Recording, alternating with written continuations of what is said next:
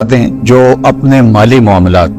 معاشی معاملات، اپنے کاروبار اپنے ماں باپ سے چھپاتے ہیں تاکہ ان کی نظر میں نہ رہیں، اور بعض تو ان کے سامنے غریب بننے کی اداکاری کرتے ہیں، ان کے پاس موجود وہ بھی لیکن وہ ان کے سامنے غریب بننے کی اداکاری کرتے ہیں، تو یہ بدترین صورتحال ہوتی۔ ظاہر ہے یہ بھی ایک بخل کی مخفی صورت ہے۔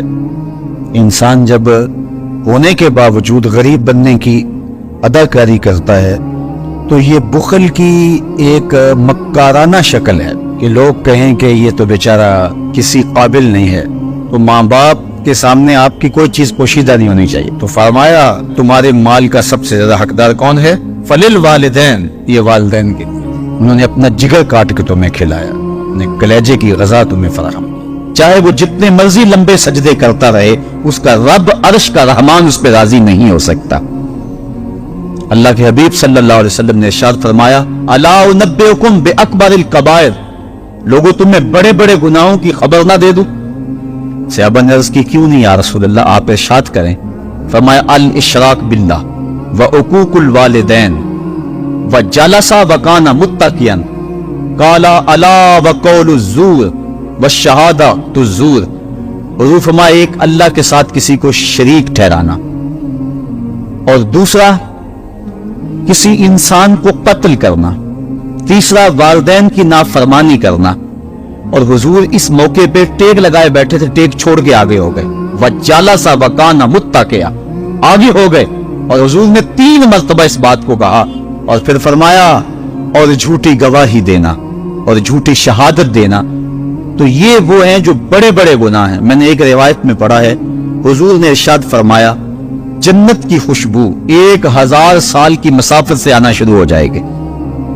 جب لوگ جنت میں جائیں گے تو 1000 سال کی مسافت دور ہی ہوں گے کہ جنت کی خوشبو آنا شروع ہو جائے گی، لیکن 4 اشخاص ہیں جو جنت کی خوشبو نہیں پا سکیں گے۔ وہ کون کون سے ہیں؟ ایک قاطع الرحم، جو رشتہ داریاں توڑتا ہے، کبھی اس سے لڑائی، کبھی اس سے لڑائی، کبھی اس سے لڑائی، حالانکہ حکم ہے سل من قطعک وات من حرمک، جو تجھ سے تعلق توڑے تو اس سے تعلق جوڑ، جو تجھے محروم رکھے تو اس کی جھولیاں بھر دے۔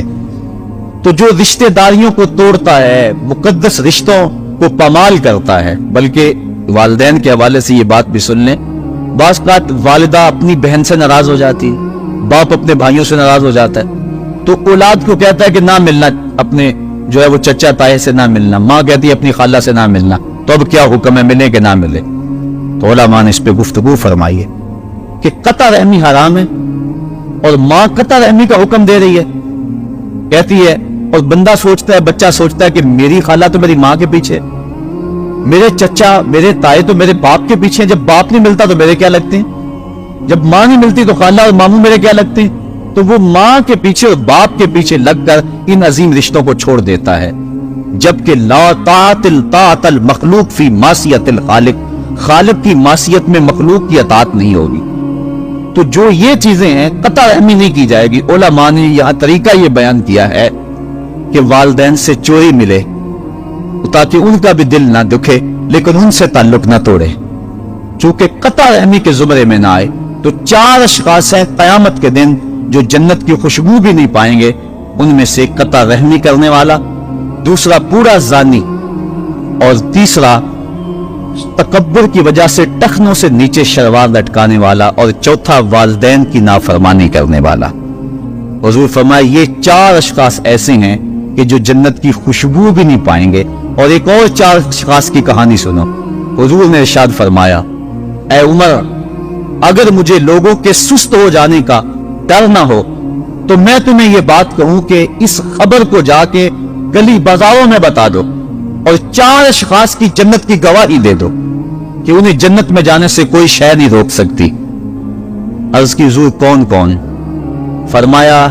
ایک وہ عورت جس نے اپنی ساری محبتیں اپنے خامد پہ نچھاور کر دیں